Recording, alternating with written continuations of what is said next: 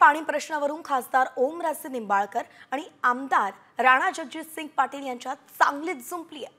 निवडणुकीच्या तोंडावरती फक्त पाणी येणार सांगितलं जातं, 2 पिढ्यांपासून हेच सुरू असल्याची टीका ओमराजे निंबाळकरांनी केली आहे आणि त्यावर पाणी येण्यात काही झारीतील शुक्राचार्यांनी अडथळे आणल्याचा टोला राणा जगजितसिंग पाटलांनी लगावलाय।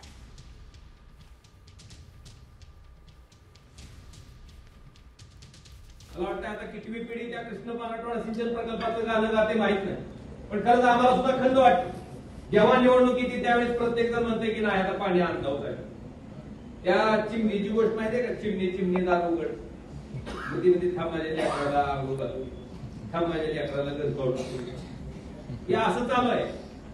कित्येक वर्षापासून कृष्णा मराठवाडा सिंचन प्रकल्पाच्या बाबतीत बोललं जाते, पण दुर्दैवानं तो प्रकल्प त्या ठिकाणी पूर्ण होत नाही।